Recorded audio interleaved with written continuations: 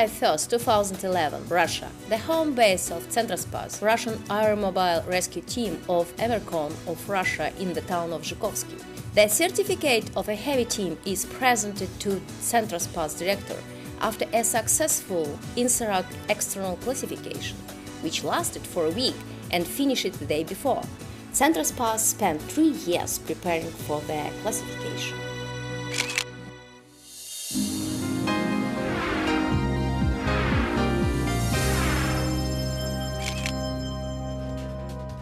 May 2008. A devastating 8-magnitude earthquake hit the Chinese province of Sichuan. About 70,000 people were reported dead.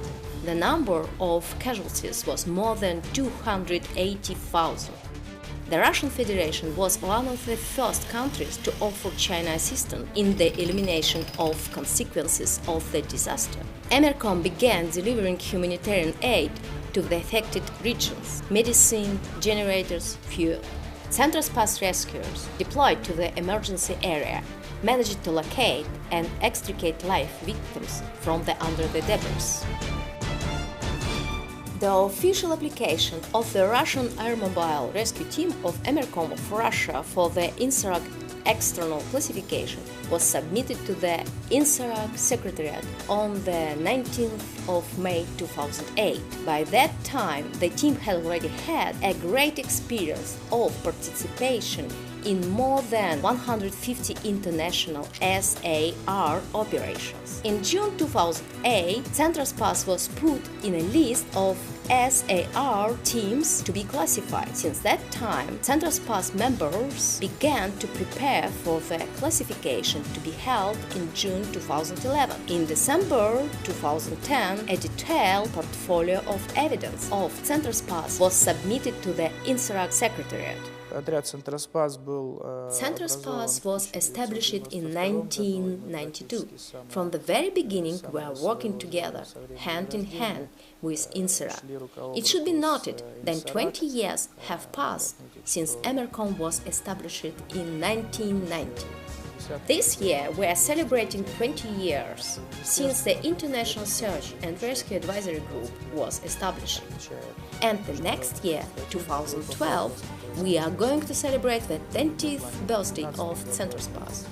We have taken part in the elimination of consequences of more than 250 federal emergencies and 73 international missions during this period of time. During these 20 years, Centrospas has not once proved to be a well-equipped, well-trained and well-organized SAR team. Time came to confirm it by the documentary evidence, the Insarag certificate. Insarag is an international search and rescue advisory group dealing with issues of SAR operations in collapsed buildings and construction. It was established in 1991 with the aim of strengthening international response to emergencies, with due regards for lessons learned during the elimination of consequences of the earthquake in Spita. At present, this network unites rescues of more than 80 countries under the United Nations. The principles of activities of the Insarag member states and organizations are in the best way illustrated by the UN General Assembly Resolution 57/150, strengthening the effectiveness and coordination of international urban search and rescue assistance, adopted on the 16th of December 1992. This resolution was offered by Turkey, supported by 58 states and adopted unanimously. Some of its fundamental statements are the strengthening of cooperation in the field of international assistance. The affected state has the primary role in initiation, organization and coordination of humanitarian assistance within its territory, the improvement of its efficiency and effectiveness, the simplification of the customs and administrative procedures. The resolution urges all states to ensure that international USAR teams teams are trained, equipped, deployed, and operate in accordance with internationally developed Insarag standards.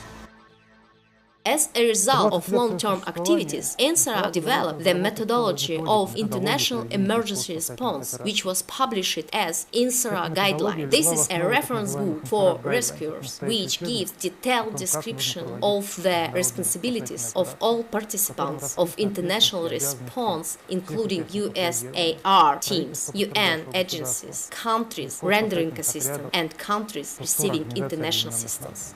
Insarag guidelines have been developed by the international USAR teams responding to emergencies in other countries in order to facilitate the coordination of international USAR teams' activities. It is a living document improved as a rule after the lessons learned and the best emergency response experience gained. During a disaster, the affected and responding countries apply the Insarag methodology to ensure USAR teams' better understanding of the roles and responsibilities of LEMA and USAR teams' ability to integrate efficiently into the system of international assistance.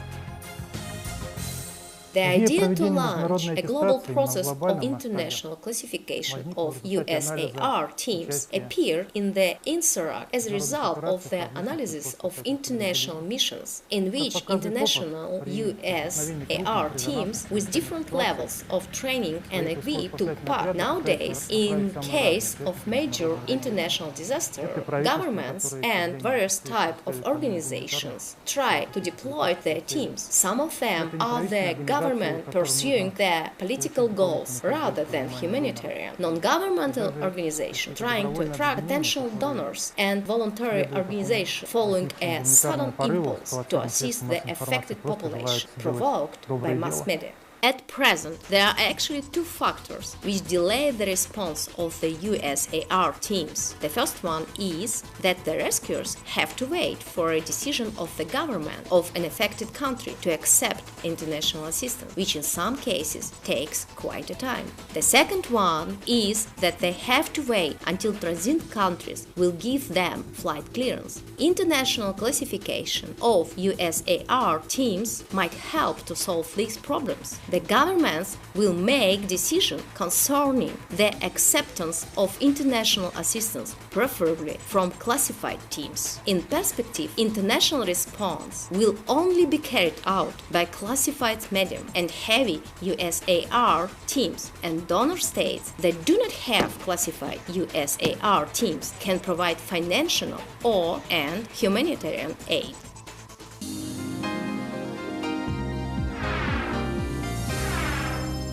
At 7 o'clock sharp in the morning, Central Spas duty officer received a message about a devastating earthquake in a small island state of Calabria, situated in the Indian Ocean. Later on, this information was broadcasted on TV channels.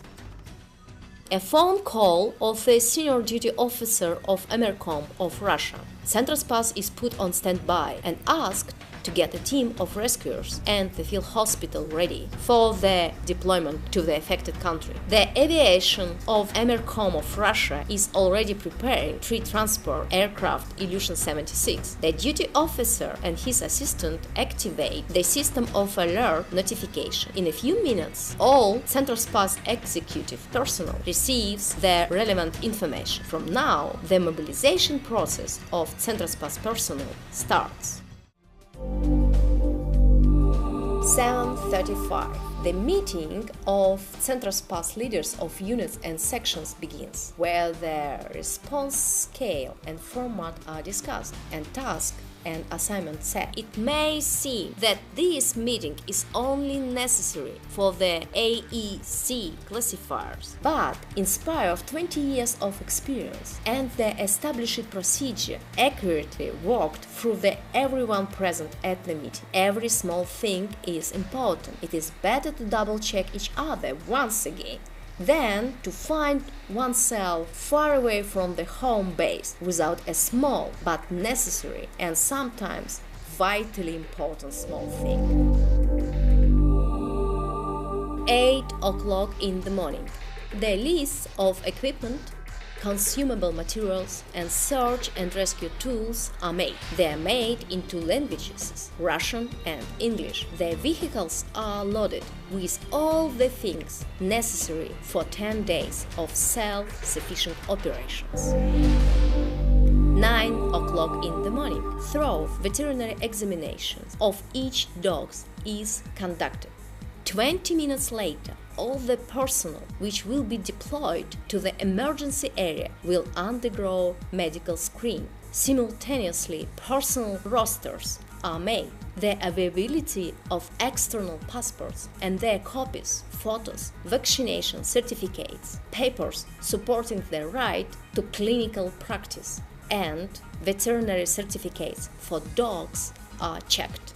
The IEC classifiers pay much attention to the way the mobilization process is organized and carried out. They thoroughly verify lists of personnel, equipment, tools, vehicles, and other technical equipment rosters prepared for the deployment to emergency area. Special attention is paid to the documents for customs and immigration services, including permissions for transportations of animals and cargo subjected to special control, for example, medicine. During the IEC process, the USAR team compliance with minimum acceptable standards is checked in teams of management, logistics, search, rescue, medical component.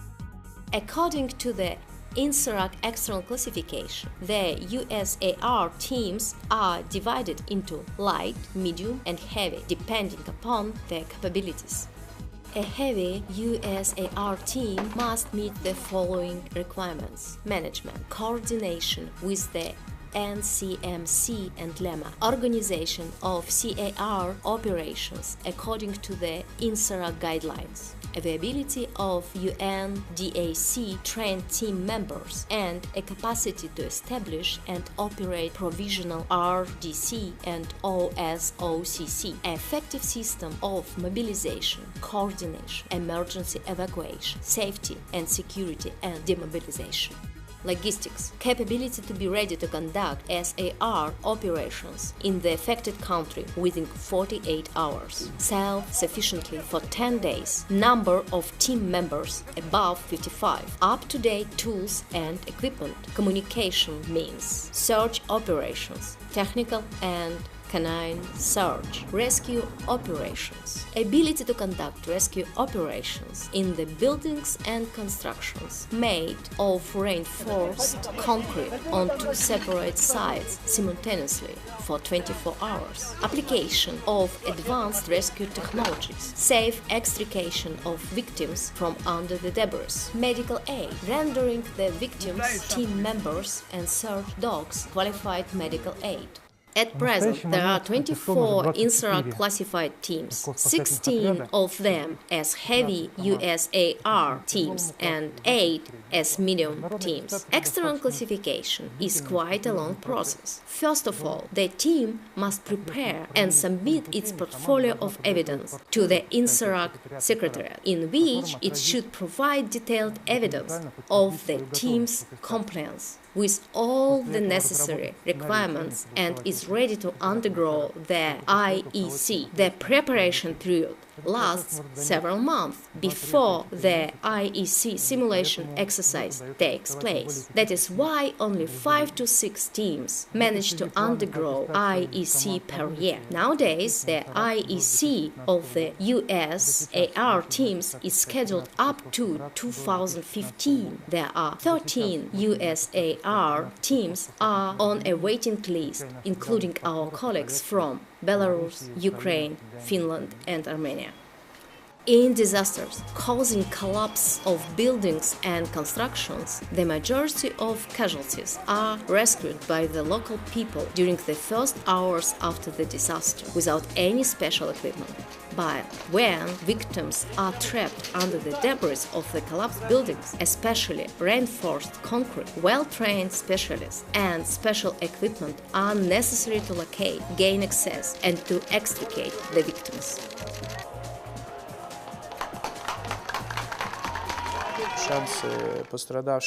To survive decreases rapidly with the time, and therefore it is of utmost importance to correctly and promptly assign the work sites to the USAR teams. The Insarag astronomical classification system has been worked out to ensure that the assigning countries deploy a team having the required skills and equipment. It is also important that the appropriate resources are assigned to the appropriate work sites as soon as possible. Ideally classified heavy USAR teams should arrive in the emergency area as soon as possible. Therefore, one of the Insarag tasks is to develop legal basis for the involvement of the classified heavy USAR teams in the SAR operations on the priority basis and their support in the emergency area.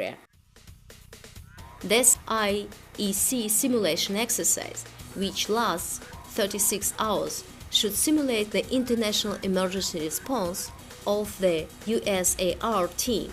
The operational phase of the exercise should be conducted at the venue which allows to realistically imitate collapse of numerous buildings and constructions. The exercise must be planned and organized to have a possibility to play realistic scenarios with the collapse of buildings and constructions. This must not be the demonstration of individual technical skills of rescuers. Planned exercise. AEC simulation exercise is a complex event. It starts with a preparedness phase, followed by the USAR team's activation and mobilization phase, then by a long SAR operation phase that finishes with the